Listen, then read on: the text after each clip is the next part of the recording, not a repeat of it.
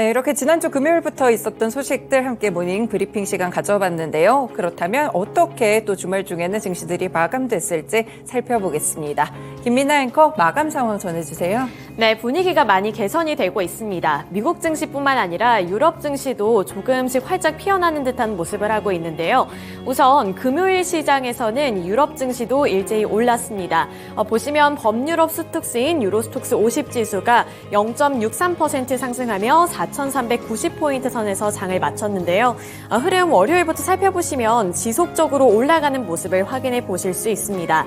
월요일에는 지지부진했다가 화요일에 급등을 했고요. 그 이후에 박스권 장세를 이어가다가 목요일과 금요일에 더욱더 이 상승폭을 확대해 나가는 모습이 연출이 됐는데요. 우선 미국에서 이 대형 은행주들이 좋은 실적을 발표를 했고 이 경기의 긴축 움직임이 더 빠르게 종료가 될 수 있을 것이다. 이 금리 인상이 조금 더 빠르게 그만둬질 수 있을 것이다라는 기대감이 유입이 되면서 유럽 증시도 일제히 상승한 채로 장을 마쳤습니다. 이어서 원유 선물 가격도 함께 살펴보시죠. 원유 선물 가격은 82.68달러의 장을 마쳤습니다. 0.19%로 소폭 상승하는 모습이 연출이 됐고요. 장 초반에 보시면 잠시 주춤하는 모습이 나타나기도 했습니다. 하지만 수요일을 기점으로 다시 한번 올라가는 모습이 포착이 됐고요. 그 이후부터는 살짝 탄력이 둔화되기는 했습니다만 여전히 상승권에 머물러 있는 모습이 연출이 됐습니다. 이 국제 유가 같은 경우에는 원유 수급 불안이 작용이 되면서 계속해서 이 상승세를 나타내고 있는 모습인데요. 이 석유 수출 기구와 러시아 등 이 비오펙 주요 산유국 협의체인 오펙 플러스가 다음 달부터 추가 감산에 나서기로 하면서 유가는 지속적으로 오르고 있다는 점까지 체크해 보셔야겠습니다. 네, 이렇게 원유 선물 가격 지수의 흐름까지 살펴봤는데요. 미국 증시는 어떻게 마감했는지 SH인베스트먼트 김선영 연구원 연결해 보겠습니다. 안녕하세요. 네, 안녕하십니까. 네, 미국 증시 대형 은행주들도 실적을 좋게 발표를 했는데 어떻게 마감했을까요? 예, JP모건 체이스 등 대형 은행들의 호실적에도 불구하고 연준의 추가 긴축에 대한 우려 속에 지난 금요일 뉴욕 증시는 3대 지수 모두 하락했습니다. 다우지수는 0.4%, S&P 500은 0.2%, 나스닥이 0.3% 각각 하락했고 지난 한 주간으로는 다우지수는 1.2%가 상승하며 4주 연속의 상승세를 지속했고 S&P 500과 나스닥은 지난 5주간 4주의 상승 흐름을 지속하면서 S&P 500은 0.8%, 나스닥은 0.3%의 상승으로 한 주를 마쳤습니다. 상무부가 발표한 3월 미국의 선물 판매가 전달 대비 1% 감소하고 연방준비제도가 발표한 3월 산업 생산 역시 전달 대비 0.5%가 위축된 것으로 확인이 되면서 경기 위축 우려가 높아졌던 하루였는데요. 하지만 JP모건 체이스와 뱅크 오브 아메리카, 시티그룹 등 대형 은행들의 호실적으로 이들이 각각 4에서 7% 급등하면서 금융업종 전반을 동반 상승시켰지만 이들 은행들이 경기 둔화로 부실 대출이 증가할 것으로 보고 향후 대손 상각을 위한 예비비를 높인다고 지적한 점이 시장에는 다소 부담이었습니다. 업종별로는 금융, 건설, 에너지가 소폭 상승했던 반면 기초소재, 헬스케어, 부동산, 유틸리티가 약세를 보였고 벤치마크인 10년 만기 국채금리는 전일 대비 큰 폭 상승한 3.52%를 기록했으며 WTI 원유 가격은 0.2% 소폭 상승했던 반면 시장의 공포지수인 변동성 지수 빅스는 4%의 급락세를 보였습니다.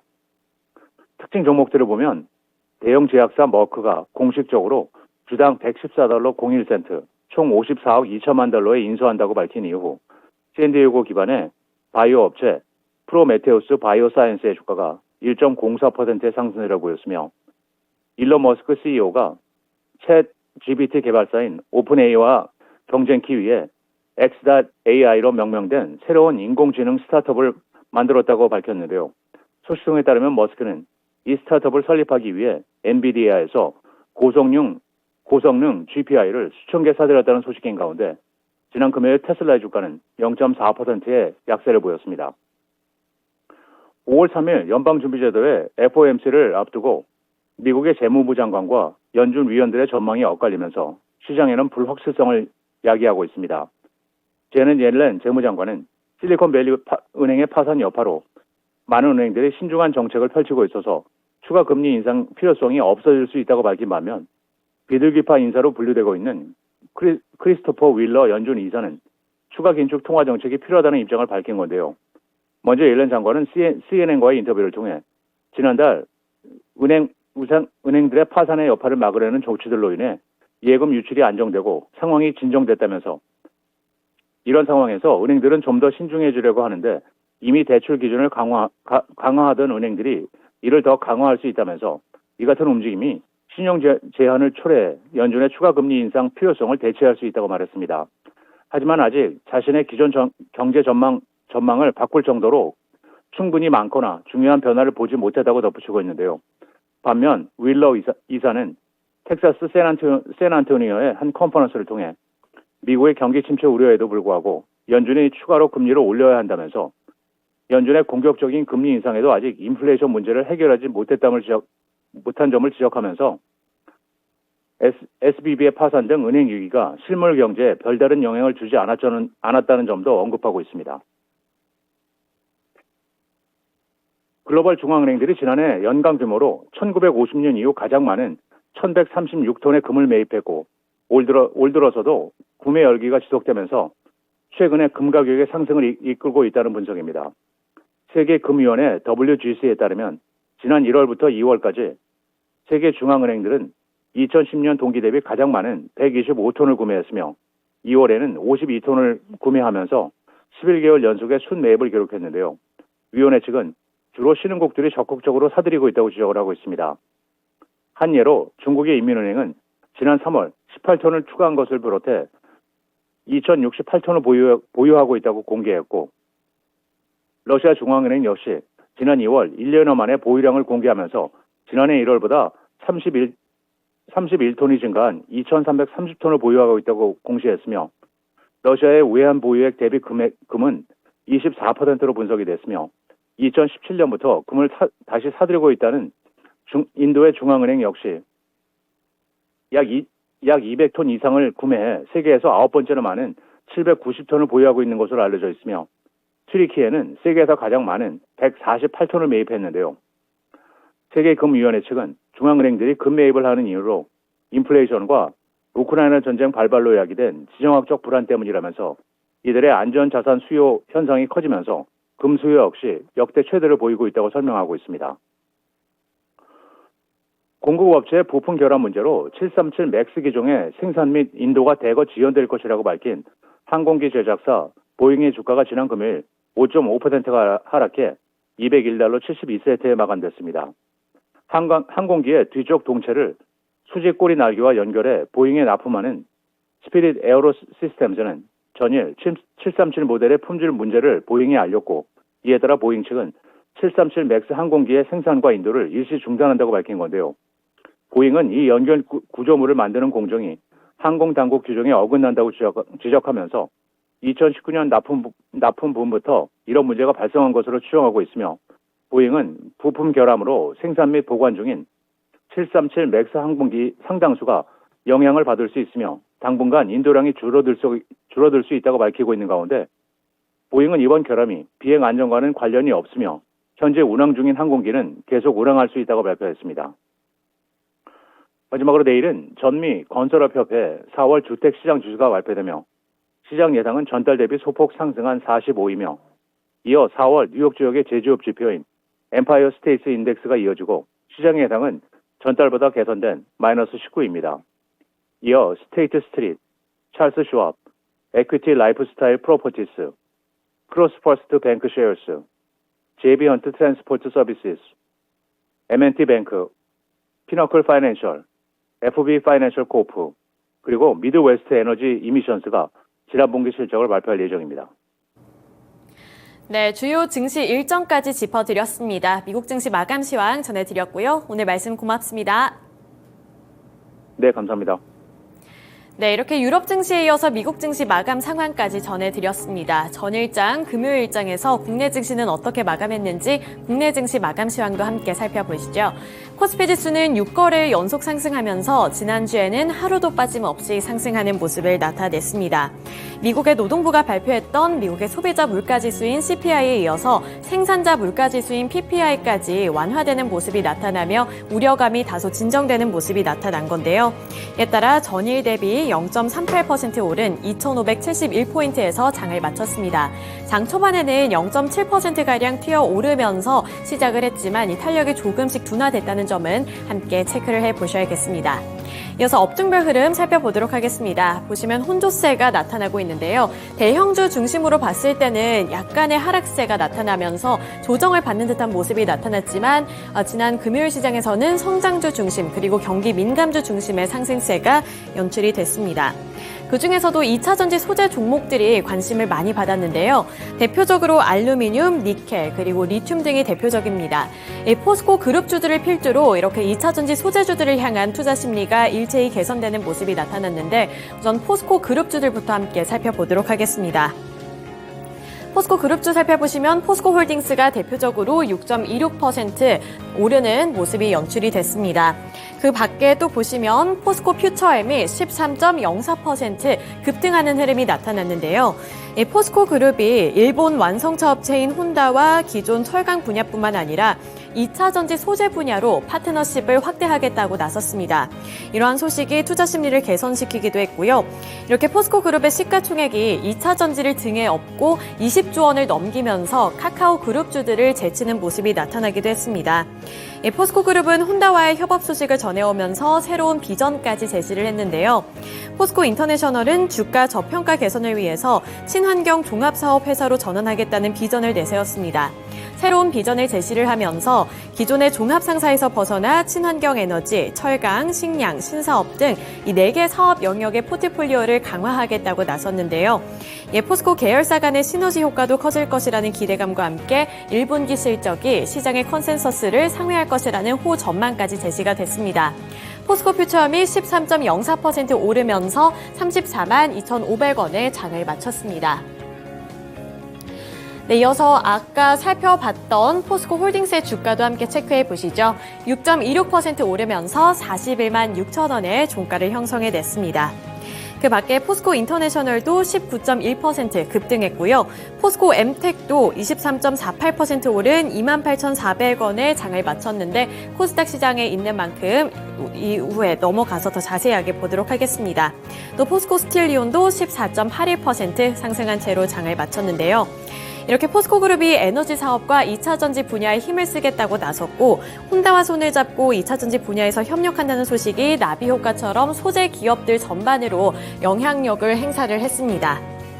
양극재에 쓰이는 알루미늄 생산 기업들이 일제히 올랐고요. 또 니켈 생산 업체들을 비롯해서 리튬 생산 업체들까지 일제히 급등하는 모습이 나타났는데 공통점은 2차 전지에 필수적으로 필요한 재료를 생산하는 기업들이라는 점입니다. 우선 알루미늄 기업으로는 대표적으로 사마 알미늄이 급등을 했는데요. 무려 20% 넘게 오르면서 96,600원을 터치했고요. 그 밖에 조일 알미늄도 10.03% 오르면서 3,455원을 기록을 했습니다. 또 니켈을 생산 가공하는 현대 BNG 스틸이 15%대 상승률을 나타냈고요. 이 양극재 사업을 하면서 최근에는 리튬 독점 유통권으로 이 리튬 관련 기업으로 알려져 있는 코스모 신소재가 대표적인 섹터로 급등하는 모습이 나타났습니다. 우선 코스모 신소재 주가 살펴보도록 하겠습니다. 코스모 신소재가 리튬 그리고 양극재 사업으로 엮이면서 지난 금요일장에서도 10.43% 오른 17만 9천 원의 종가를 형성해냈습니다.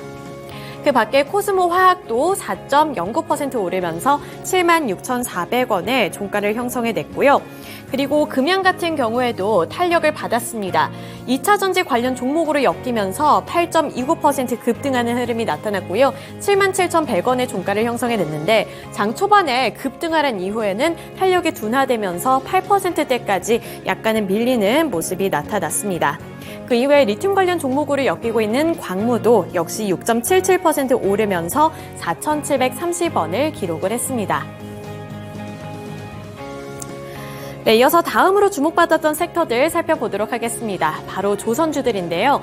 이 조선주들이 업황이 개선되고 실적이 조금씩 개선이 될 것이다. 이런 호 전망 속에서 상승세가 나타났습니다. 적자를 드디어 탈출할 수 있을 것이라는 전망이 긍정적인 재료로 작용이 됐는데요. FN가이드에 따르면 한국조선해양, 대우조선해양, 삼성중공업 등 이 국내 대형 조선 3사는 올해 흑자 전환에 성공할 것으로 전망을 했습니다. 이 한국조선해양과 대우조선해양 같은 경우에는 3년 만에 적자를 탈출하는 셈이 되는 거고요. 삼성중공업은 8년 만에 흑자 전환을 기록을 한 겁니다. 이 대표적인 관련 종목들 함께 살펴보도록 하겠습니다. 네, 운수장비 섹터 살펴보시면 HD 현대중공업이 3.36% 오르면서 10만 4,700원의 종가를 형성해냈습니다. 그 다음에 한국조선해양 같은 경우에도 3.48% 오른 8만 3,300원의 종가를 형성해냈고요. 삼성중공업이 3.47% 오른 가운데 현대미포조선도 3.13%로 3%대 상승세를 기록을 했습니다. 네, 이어서 코스닥 시장으로 넘어가 보겠습니다. 코스닥 지수는 전일장에서 금요일 시장에서 더욱더 강한 흐름을 나타냈습니다. 1% 넘게 올랐는데요. 1.07% 오른 903포인트에서 장을 마치며 11개월 만에 900포인트 선을 복귀를 했습니다. 업종별로 살펴보겠습니다. 역시나 2차전지 소재 종목들이 일제히 급등하는 모습이 나타났는데요. 에코프로 그룹주들이 이 고평가 논란 속에서 주가가 이제는 하락할 것이라는 전망이 있었는데 그 전망과 반대로 에코프로 BM이 3.35% 올랐고요. 에코프로는 0.66% 상승하는 흐름이 나타났습니다. 그 밖에 나노신소재가 리튬 관련 종목으로 엮이면서 2.27% 상승을 했고요. 또 탑 머티리얼도 리튬 관련 종목 그리고 LFP 배터리로 엮이면서 상승을 했습니다. 또 장비 중에는 분리막 기업인 WCP가 5%대 상승률을 나타냈고요. 전고체 배터리 관련주인 레이크 머티리얼즈까지 상승세를 나타냈습니다. 그 다음으로 테라사이언스가 그야말로 급등하는 모습을 나타냈는데요. 테라사이언스 함께 살펴보도록 하겠습니다. 상한가를 기록을 했습니다. 29.95% 오르면서 4,035원을 터치를 했는데요. 목요일장 시간의 거래에서도 상한가를 달성을 했던 종목인데 이 리튬 생산 및 판매 등의 사업 목적을 추가한다고 밝히면서 2차전지 소재 기업으로 도약할 것이라는 전망과 함께 정규 장외선까지 상한가를 달성한 종목입니다. 그 밖에 포스코 그룹주 중에 포스코 엠텍이 23.48% 급등한 채로 장을 마쳤습니다. 그 밖에 관련 종목들도 일제히 급등하는 모습이 나타났고요. 2차전지 소재 종목으로 올랐다는 점 함께 염두에 두셔야겠습니다.